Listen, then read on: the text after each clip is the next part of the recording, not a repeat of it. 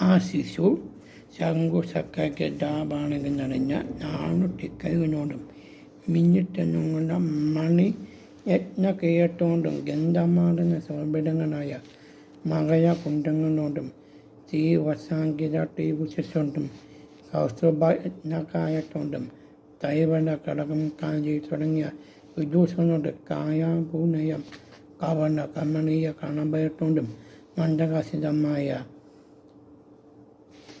മുഗ്ധാദായ സഭയോണ്ടും ചന്ദാമായ ദണ്ണ സമീപ കോമനായ നയങ്ങളോടും കൈനാവിടം പൊയ്യുന്ന മിഥുന വീസനങ്ങളോടും എഴുതാമ്പായ കുട്ടിയോട് തയകി അയക്കെട്ടോണ്ട് കിങ്ങിന് ജാനക്കിണ്ടും കൊണ്ട ഇക്കാണുകളും കൊണ്ടിയ സിനിമം ഭാവിച്ചുകൊണ്ട് കണ്ട് പുനകം മണിഞ്ഞ് ആ മാതാപിതാക്കൾ കൈക്കൂപ്പി താങ്ങ് വണങ്ങി പടിഞ്ഞായം പശുക്കൾ ഉത്തമ ബ്രാഹ്മണർക്ക് ദാനം ചെയ്തു കൊണ്ടാമെന്ന് വസുദേവ അപ്പോൾ മനസ്സിനേനും യാതൊരു ദാസകൻ തൂകി കടുത്തോണ്ട് വസുദേവ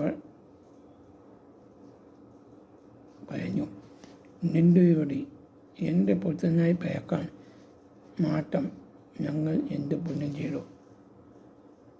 ദേവകി പറഞ്ഞു, ഈ പടിഞ്ഞാറ് ലോകങ്ങളും നിന്റെ വീടിൻ്റെ ഉദയത്തിൽ തിരിച്ചനോ ആ നിന്റെ വീട് എൻ്റെ ഉദയത്തിൽ വന്നപ്പോഴെന്നോ എന്ന് പറഞ്ഞാൽ മായയാണോ സ്വപ്നമാണോ?